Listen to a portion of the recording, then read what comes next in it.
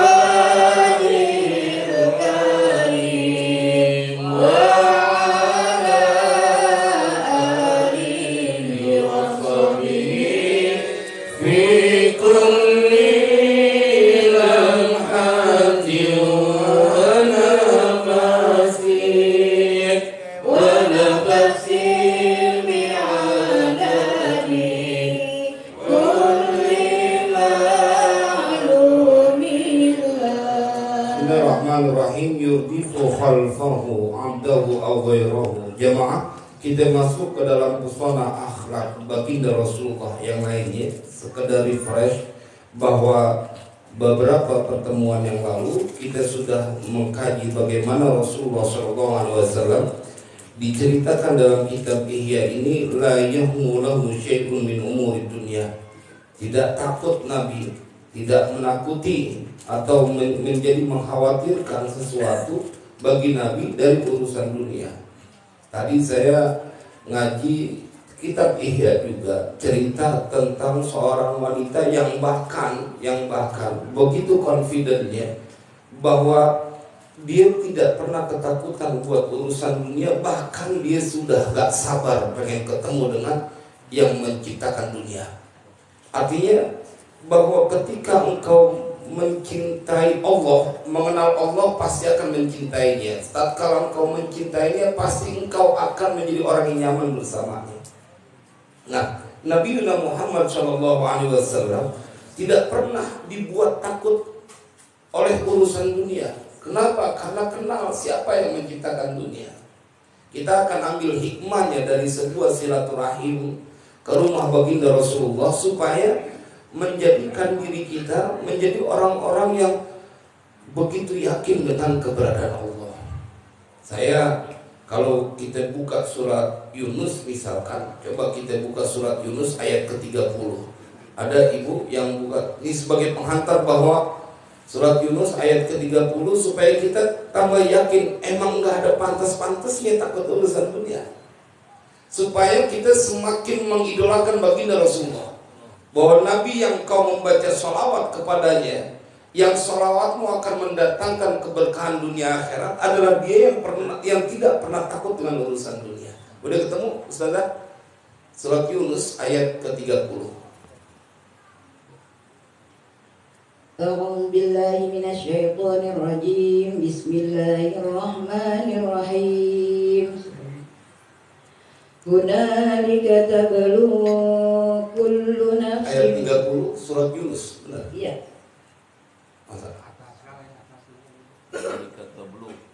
Yunus ayat 30. 31 kali bawahnya ya. Bawahnya. Hah? Yang 31. Ah ya, 31 maaf, 31 Ustaz. Bawahnya.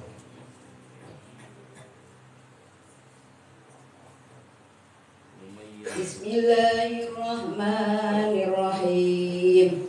Qul man yarzuqukum minas samaa'i wal ardi amman yamliku as-sam'a wal absara wa man yukhrijul hayya minal mayyiti wa yukhrijul mayyita minal hayyi wa man yudabbirul amra fasayaquluna Allah wa qul afala tattaqun. Artinya, katakanlah Muhammad, siapakah yang memberi rezeki kepadamu dari langit dan bumi?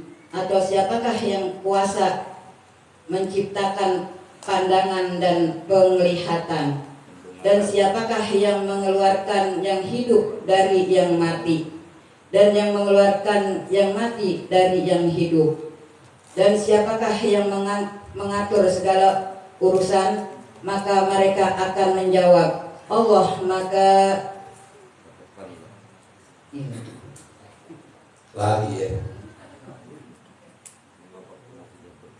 Maka katakanlah, mengapa kamu tidak berkata kepadanya? Bertakwa kepadanya. Ya, clear. Ayat ini clear, menghilangkan segala ketakutan.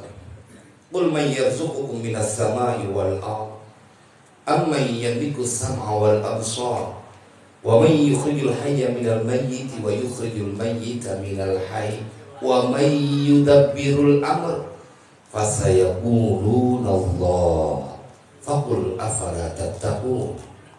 Jelas betul katakan kepada mereka ya Muhammad, siapa yang memberikan rezeki kepada kalian dari langit dan bumi? Siapa yang menciptakan pendengaran dan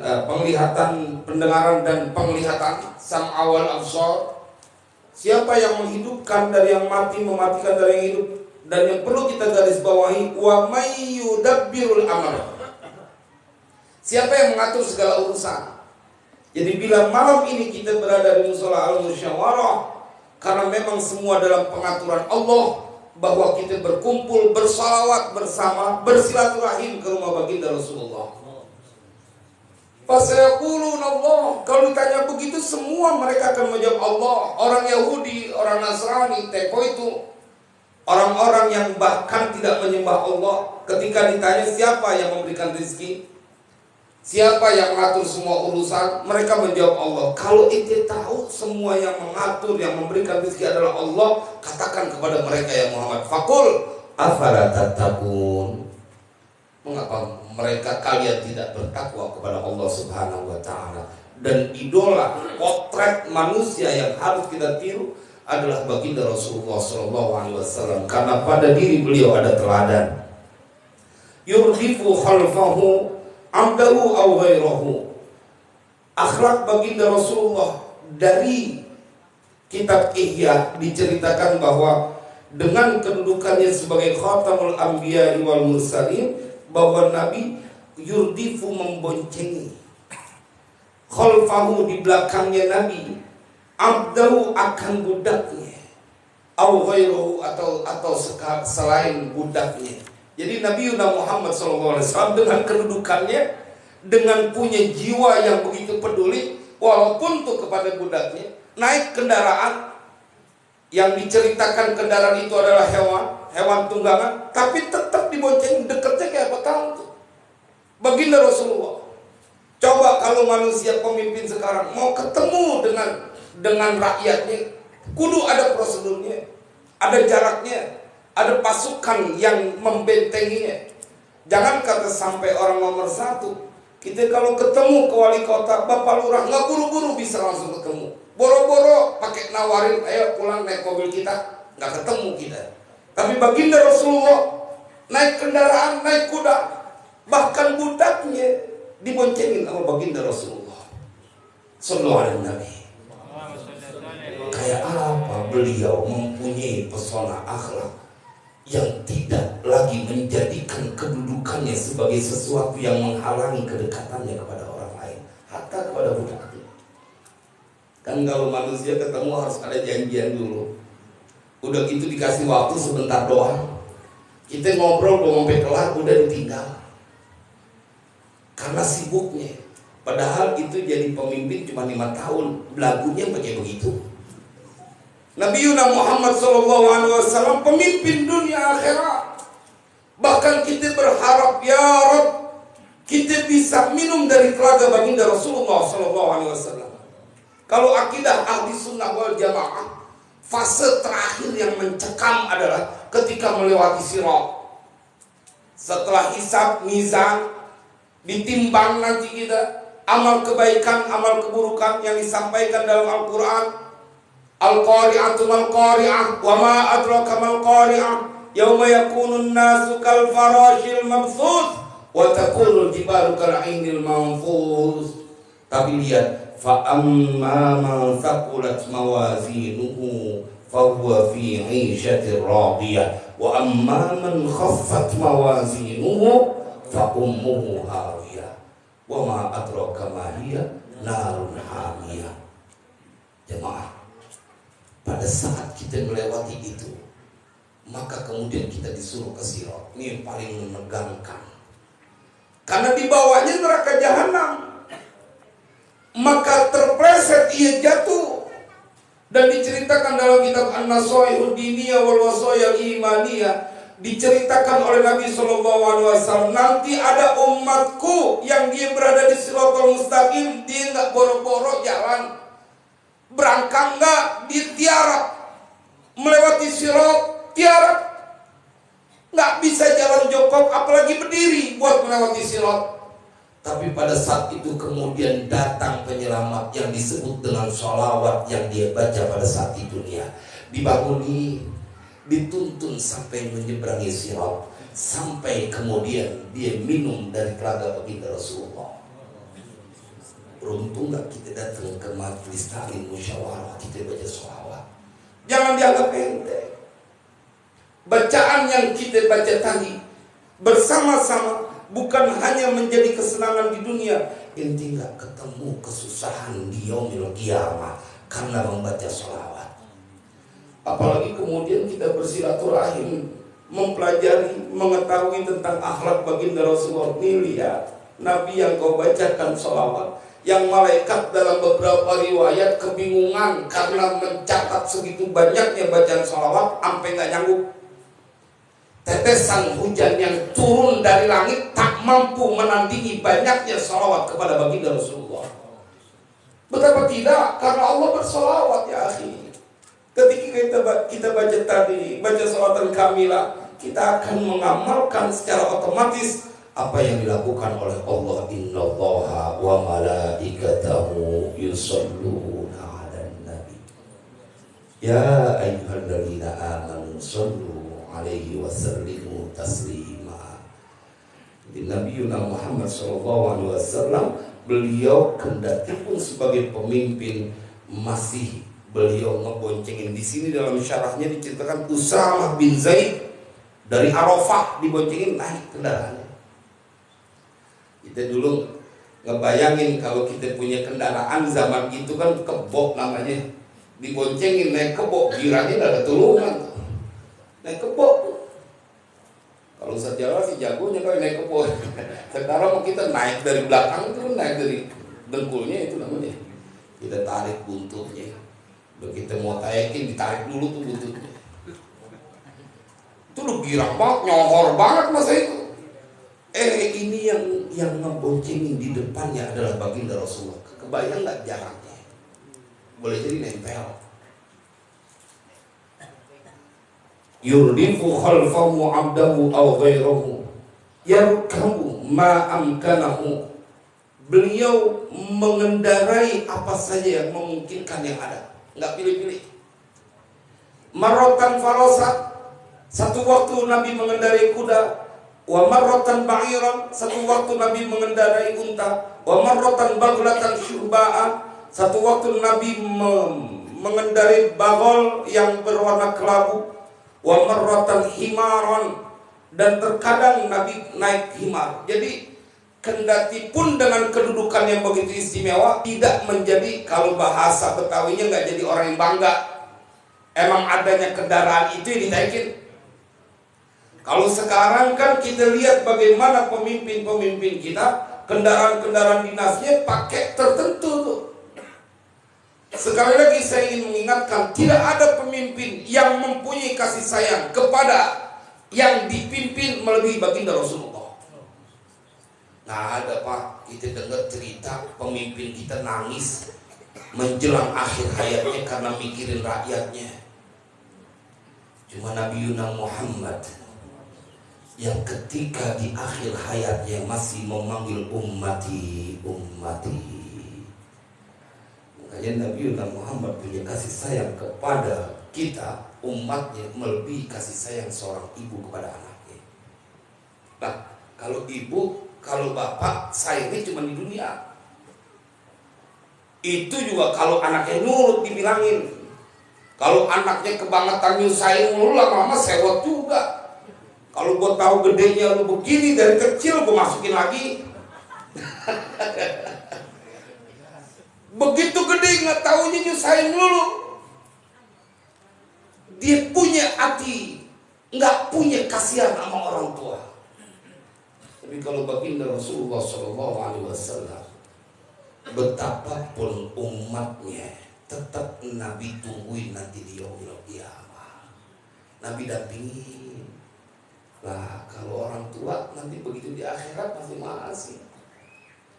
Kecuali mereka yang dikumpulkan karena mengikuti amalan-amalan kebaikan, kumpul tuh dia tuh. Tapi kalau misalnya Allah bercerita, ya waddul mujrimu la yaftadi min adabi yaumi idzin bibani, lihat tuh orang tua. Allah yang ceritain pada waktu itu saat melihat siksaan yang akan dia dapatkan, dia kemudian menyodorkan anaknya buat jadi tebusan. Ini anak saya aja, yang penting saya diselamatkan. Artinya kasih sayang itu hanya di dunia, dan baginda Rasulullah mempunyai kasih sayang yang tiada berbatas. Marratan wa marratan himaran wa marratan yamshi rajilan hafian. Dan satu waktu Nabi berjalan kaki hafian. Dia tidak beralas kaki, bahasa kitanya nyeker. Bukan karena emang sengaja pengen nyeker, emang sendalnya kagak. Baginda Rasulullah yamshi rajilan hafian. Kalau yang pernah melaksanakan ibadah umrah pada saat di Madinah, maka akan diceritakan oleh tour guide, oleh mutawifnya yang mendampingi muzawirnya, maka mereka akan berkata bahwa Nabi Muhammad setiap Sabtu pagi berjalan kaki dari Masjid Nabawi, dari rumah beliau tuh di samping Masjid Nabawi ke Masjid Kuba berjalan kaki. Oh jauh Pak, lumayan. Kalau kita dari sini ke Klender jalan kaki. Yamshi rajilan hafian. Karena kalau kita ngaji tentang akhlak baginda Rasulullah, kita yang pertamanya mau tinggi jadi turun lagi tuh, merendah lagi. Ente kagak malu sama baginda Rasulullah? Seperti Abu Bakar As-Siddiq yang begitu minta makan udah disiapin, begitu udah mau nyampe di mulutnya dia nangis, nggak jadi makan. Abdurrahman bin Auf satu waktu dalam keadaan sakit menjelang kematiannya, minta makanan disiapin, begitu mau makan dia nggak jadi, dia nangis sampai bertanya, apa maaf kakak, apa yang membuat kau menangis? Karena aku mengingat baginda Rasulullah yang beliau ketika makan hanya dengan gandum atau dengan hanya air putih yang menjadi minumnya. Dan cerita masyhur tuh pada saat mengapa puasa sunnah boleh niatnya di waktu habis subuh. Kan kalau puasa Ramadan fikihnya kudu menginapkan niat di malam hari. Tapi kalau puasa sunnah, ini begitu jam 7 belum makan kemudian pengen niat puasa sunnah, jadi puasa sunnahnya. Karena Nabi Muhammad melakukan itu saat bertanya kepada Sayyidah Aisyah, adakah makanan yang bisa kita makan? Enggak ada ya Rasulullah. Kalau begitu aku berniat puasa. Baginda Rasulullah SAW, karena ini akan menjadikan sebuah peringatan, ente gak pantas mengeluh. Pemimpin kita aja adalah dia orang yang mempunyai kedudukan istimewa, tapi mencontohkan betapa sabar dan betapa kuat dalam urusan yang bersifat dunia, nggak jadi ketakutan. Yamshi rajilan hafian bila ridain wala imamatin wala qalan suwatin. Dengan tanpa rida, sorban, wala imamah, pakai imamah, wala qalan suwatin, dan nggak pakai songkok. Yamudul mardha fi aqsal madinati. Beliau baginda Rasulullah menjenguk orang yang sakit pada tempat paling jauhnya kota Madinah. Jadi luarnya paling jauhnya kota Madinah, ada dengar sahabatnya sakit, maka Nabi menjenguknya. Sallallahu alaihi wasallam. Tengokin. Ada kita mendengar mereka yang mempunyai kedudukan saat lagi mau naik itu, datengin rakyatnya, minta suara. Begitu udah jadi lupa. Makanya dia sekalian berbahagia, kita kudu sadar betul, nggak boleh ente bermusuhan gara-gara beda pilihan. Jangan pakai urusan akhirat, urusan dunia aja kagak nolongin ente. Pilih-pilih aja sesuai kesukaan hati ente. Tapi kalau sampai bermusuhan sama saudara gara-gara beda pilihan, norak namanya. Nggak ada yang diarak, nggak ada yang diarak kalau bahasa kitanya. Karena dia akan hanya membuat jurang pemisah antara saudara, tapi nggak pernah memberikan pertolongan dan jaminan untuk menyelamatkan kita. Tapi Nabi Muhammad, sampai kapanpun engkau mendengar ada orang yang menghina Nabi Muhammad, kau kudu bangkit untuk marah membela sang kekasih, karena dia yang akan menyelamatkan kita, memberikan syafaat. Kalau itu pantas, kalau itu pantas. Kalau ngaku cinta doang Nabi dihina terus kagak marah. Sama seperti fenomena sekarang, ada orang yang kemudian menghina keturunan baginda Rasulullah SAW, marah, harus marah. Apalagi kita Jakarta yang memang guru besarnya itu adalah ulama-ulama yang mereka ada darah baginda Rasulullah. Kagak rela kita dibilang Habib Ali Kuitang nasabnya terputus kepada baginda Rasulullah. Masa kita mau diem aja? Lu baru kata darah lu biru, darah lu warna-warni juga kagak mundur. Karena guru-guru kita dibilang putus nggak nyampe kepada baginda Rasulullah. Ramai Pak, kemarin saya melihat perdebatan itu panjang, ya Allah, sampai segitu mati. Dan itu saya kenal orang-orangnya. Ada beberapa teman saya yang emang kalau sama urusan dunia kebangetan bengis, gak yakin dia sama yang dijanjikan oleh Allah. Nauzubillah. Jadi jangan sampai anak keturunan kita sampai membenci keturunan baginda Rasulullah. Membenci sesama umat Islam aja kagak boleh. Lagi gemes banget musuhin habaib. Yuhibbut tiba wa yakrahu ar-raihata ar-radi'ah. Nabi Muhammad SAW itu mencintai wangian. Jadi kalau kita ingin, kalau saya suka sampaikan kepada teman-teman, mumpung kita bisa ngerjain sunnah-sunnah Nabi yang rada ringan, kerjain. Kenapa? Karena di situ ada pahalanya. Nabi mencintai wangian. Bu, pakai wangian. Bapak pakai wangian. Jangan giliran kondangan doang disemprot sekujur bawah, sekujur badan, trot semuanya. Itu sampai kalau lewat baunya ngambreng itu udah kecil. Kalau giliran pada mau kondangan tapi pakai wangian. Nabi suka. Wa yakrahu raihatar radi'ah, dan Nabi membenci bau yang tidak enak. Nabi membenci bau yang gak enak. Wa yujalisul fuqara, dan Nabi duduk sama orang-orang fuqara, orang-orang miskin. Enggak pilih-pilih. Terhadap orang yang miskin atau orang-orang fakir, Nabi juga menemani duduk. Wa yu'akalul masakin, dan Nabi juga makan bersama. Wa yu'akilul masakin, dan Nabi juga makan bersama orang-orang miskin. Wa yukrimu ahlal fadli fi akhlaqihim, dan Nabi menghormati, memuliakan ahlal fadli, orang yang punya kelebihan fi akhlaqihim, dalam akhlaknya.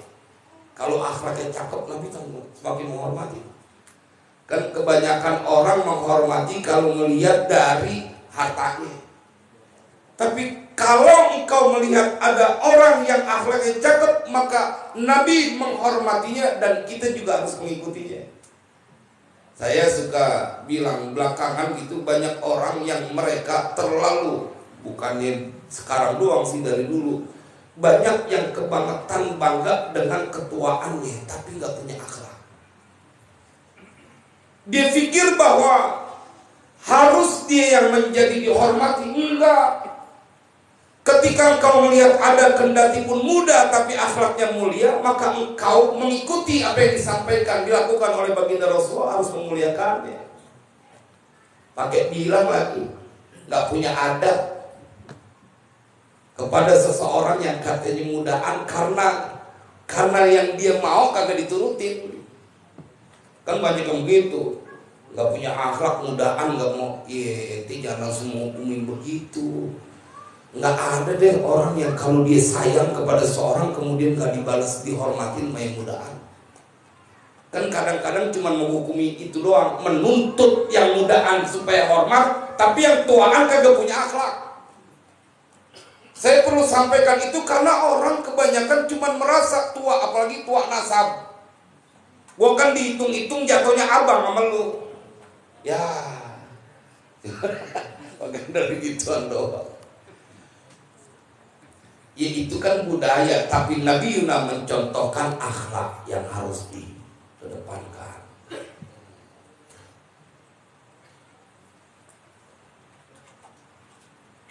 Wa yukrimu ahlal fadli fi akhlaqihim wa yata'allafu ahlal syarafi bil birri lahum.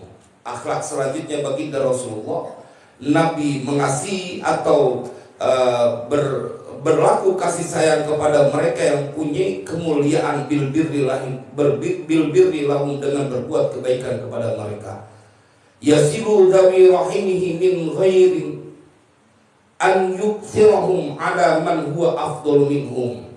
Nabi menyambung silaturahim min ghairi an yukthirahum ala man huwa afdal minhum, dan dari tanpa memprioritaskan, mengutamakan atas orang yang lebih utama dari mereka. Jadi dibikin sama. Menyambung silaturahim, enggak giliran sama yang kaya doang kudu dekat disambung silaturahim. Gua gak mau jadi gara-gara sama dia. Lumayan tiap lebaran bagi duit mulu. Kalau itu mau biarin dah gitu. Kalau ada waktu ya kita datangin. Kalau nggak ada waktu, enggak. Nabi menyamakan mereka bukan karena alasan keutamaan atau kelebihan dari seseorang. Jadi Nabi tetap menyambung silaturahim. La yajifu ala ahadin, dan Nabi tidak berpaling atas seseorang, melengos. Jadi nggak melengos, nggak maksudnya nggak memandang sebelah mata. Yaqbalu ma'firatal muqtadiri ilaihi. Nabi menerima alasan bagi orang yang punya alasan atas sesuatu. Jadi kalau ada orang nggak datang kemudian bilang, oh maaf ya, ini lagi kemarin lagi ada acara begini, itu dimaafin. Karena Nabi memaafkan mereka yang punya uzur, yang punya alasan untuk tidak melakukan sesuatu. Yamzahu wala yaqulu illa haqqan. Nabi juga suka bergurau, bercanda. Tetapi wala yaqulu illa haqqan, dalam bercanda itu Nabi tidak berkata kecuali yang benar. Kadang-kadang kalau bercanda kelewatan. Tadi saya ngaji kita Taisirul Khalaq. Sebab orang menjadi namimah, ngadu domba, adalah kebablasan pada saat ngobrol. Keasikan ngobrol, di situ disebut bahwa dia menjadi akwat tafriju fil hadithi. Kebangetan senang berbicara, akhirnya apaan aja diomongin dan akhirnya mengadu domba. Si fulan begini mente, karena udah kebangetan banyak waktu yang mereka pakai buat ngomong, akhirnya keasikan membukalah aib saudaranya dan akhirnya menjadi adu domba. Dia tuh kemarin ngomongin ente begini. Entar di tempat lain dia ngomong lagi, no kemarin ente diomongin sama dia, masa ente dibilang miara tuyul sampai 7, pantesan ganti mobil baru mulu. Nggak jadi marah, nggak dong. Kata dia enggak, sembarangan 7, cuma 5, yang 2 udah jual. Kalian gitu. Dulu kan tuyul dijadiin kambing hitam loh, ibu bapak. Asal duit hilang tuh dulu di Buaran Wardoyong di zaman itu ya suka ada tuh. Sampai ada Dulu ingat gak sejarah kita ngejar-ngejar jagain katanya ada babi ngepet. Tapi lihat tuh perjuangan seorang istri, kerjasamanya biar kata jalan itu di film-film. Saya nggak tahu benernya di film-film kalau lakinya keluar jadi babi ngepet, bininya ngapain coba? Lo tahu semua. jagain lilin itu apa tidur. Saya nggak bilang ibu pengalaman enggak. Kebanyakan nonton film kita sama. Artinya sampai segitunya tuh seorang istri perjuangannya. Yamzahu wa la yaqulu illa haqqan. Nabi bergurau dan tidak berkata kecuali yang benar.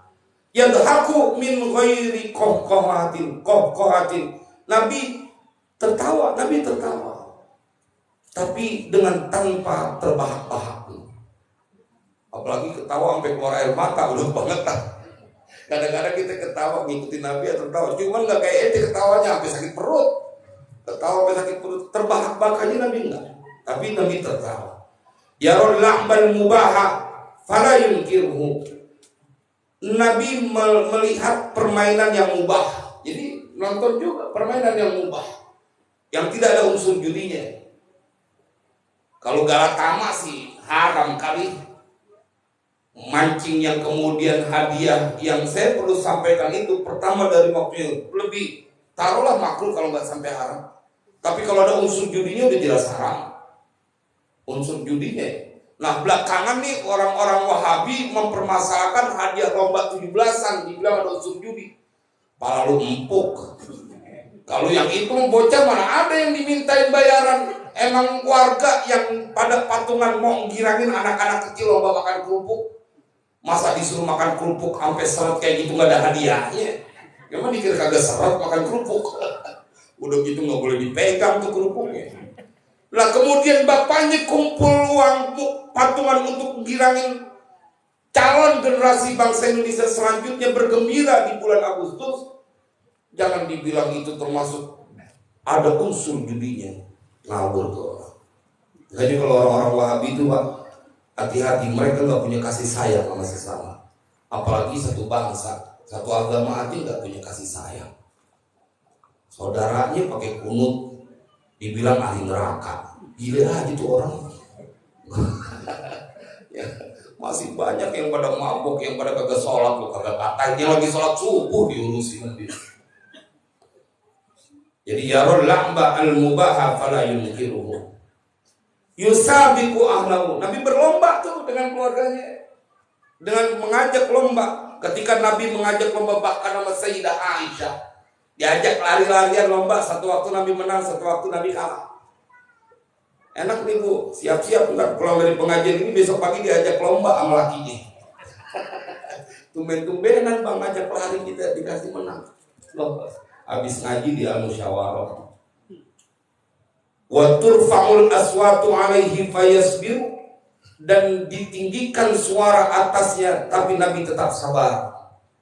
Makanya ada orang-orang yang mereka perlu belajar banyak dengan kesabaran dari baginda Rasulullah SAW. Padahal orang nomor satu. Ini kagak.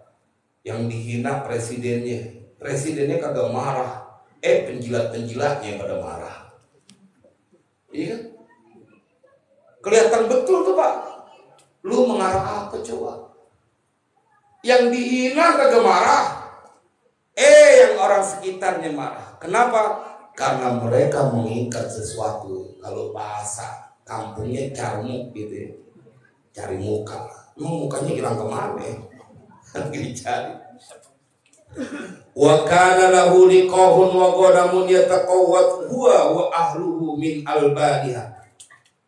Dan adalah beliau Nabi SAW baginya apa liqahun, ontak perahan, wa ghanamun, dan kambing yataqawwatu yang makan Nabi, huwa wa ahlu, dan keluarganya dari susunya, susu perahan itu. Nabi punya usaha atau punya seekor punya onta dan kambing yang dari situ diperah dan kemudian buat makan beliau dan keluarganya.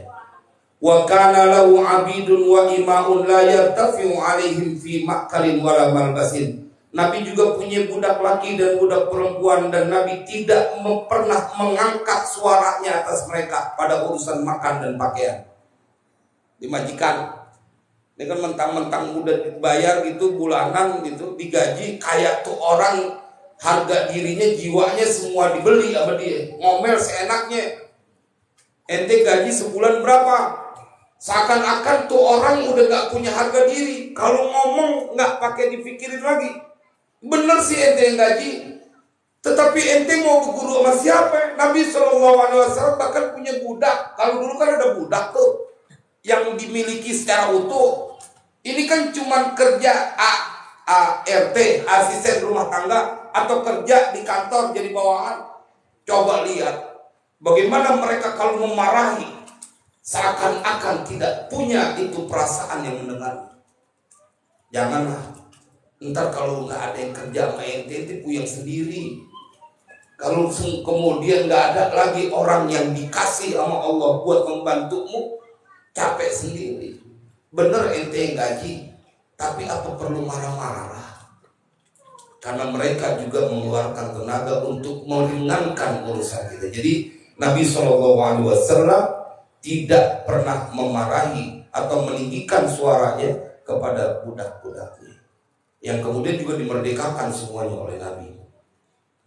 Wala yamdi lahu waqtun fi ghairi amalillahi ta'ala, dan tidak berlalu baginya apa waktu pada selain beramal untuk Allah Ta'ala, au fima la budda, atau pada sesuatu yang tidak boleh tidak baginya minhu min salahi nafsi, dari kebaikan dirinya. Jadi Nabi tidak pernah melewati waktu kecuali ada amal kebaikan yang beliau lakukan.